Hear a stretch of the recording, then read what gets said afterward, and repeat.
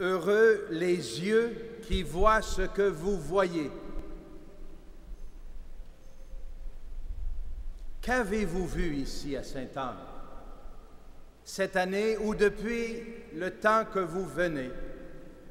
Certaines personnes nous disent venir en pèlerinage depuis 20, 30, 40. J'ai vu quelqu'un hier sur le perron qui me disait depuis 62 ans, je viens ici fidèlement en pèlerinage. Comment l'amour de Dieu s'est-elle manifesté à vous? Qu'avez-vous vu ici qui vous a fait du bien et qui fait que vous revenez?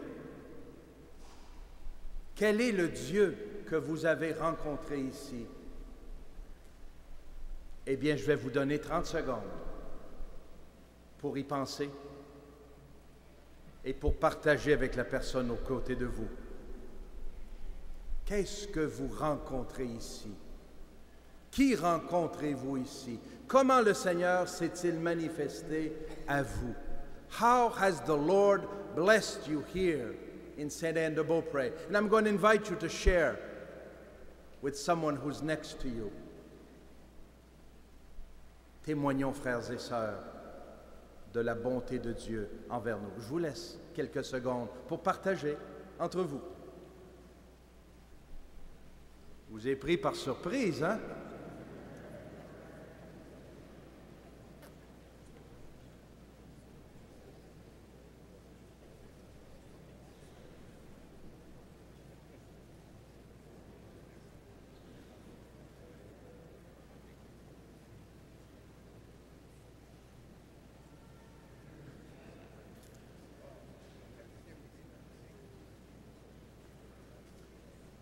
Vous pourrez continuer plus tard après la célébration, mais je suis sûr qu'il y aurait des milliers de témoignages.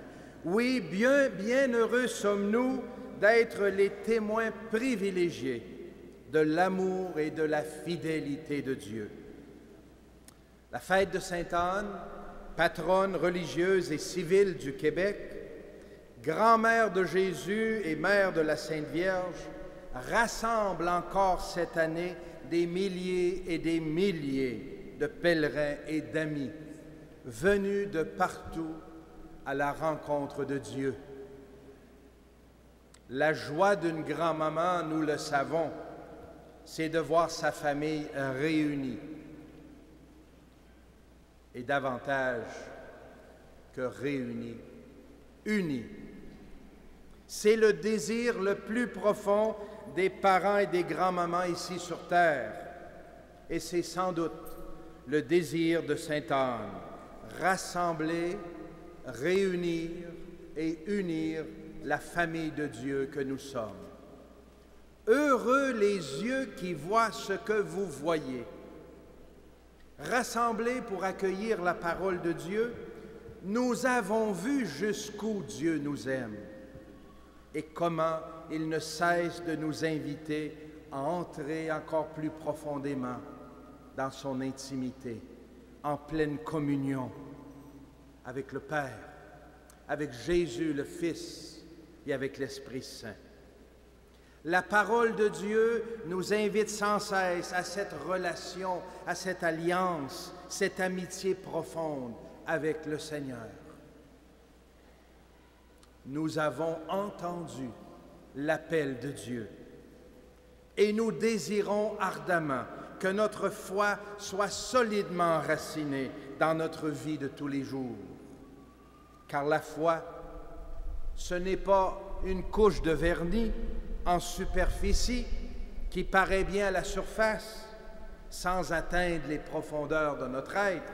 Non, la foi, c'est ce qui nous rassemble, la foi qui nous habite, qui illumine notre cœur profond, tout notre être, éclaire toute notre vie, afin que nous puissions vivre au cœur du monde avec l'Évangile comme règle de vie, afin que nous puissions vivre en véritables disciples de Jésus, vivre à la manière de Jésus, dans l'amour et dans la vérité.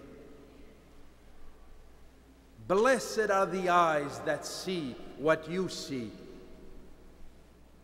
What do we see when we come here in this holy shrine of Saint Anne de Beaupré?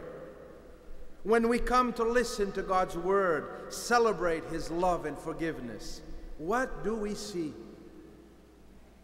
We see God's faithfulness.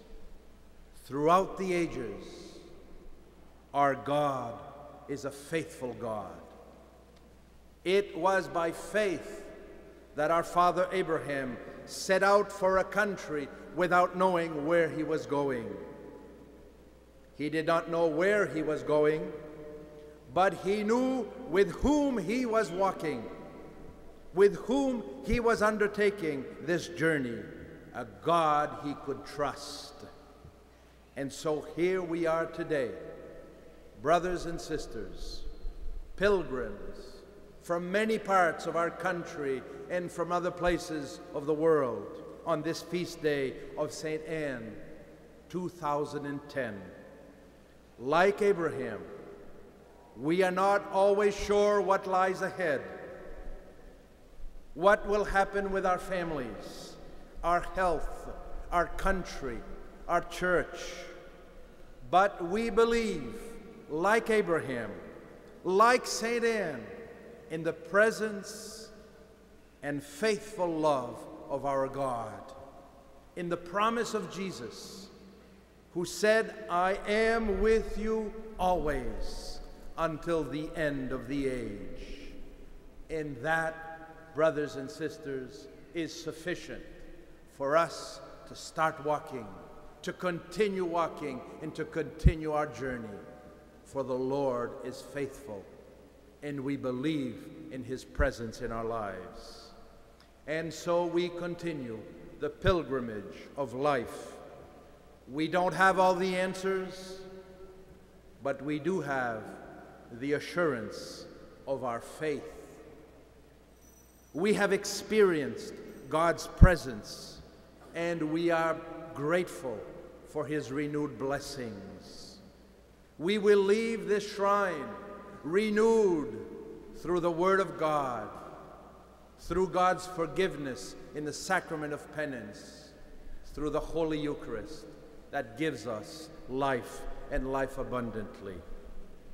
On his command, we continue our journey as the Lord asks us now to become missionaries of hope, of love, and of truth.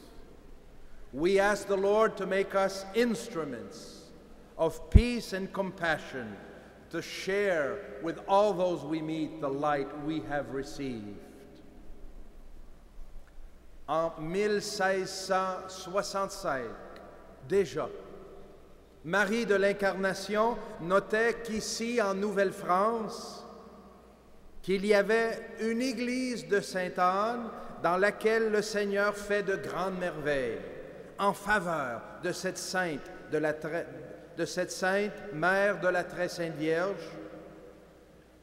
Marie de l'Incarnation écrit, on y voit marcher les paralytiques, les aveugles recevoir la vue, les malades de quelque maladie que ce soit retrouver la santé. Et le premier curé missionnaire ici, l'abbé Thomas Morel, ajoute en 1667, 2 ans plus tard, ce qui est néanmoins plus considérable, ce sont les grâces que Dieu a données et donne tous les jours par l'intercession de Sainte Anne à plusieurs pécheurs pour leur conversion à une vie meilleure.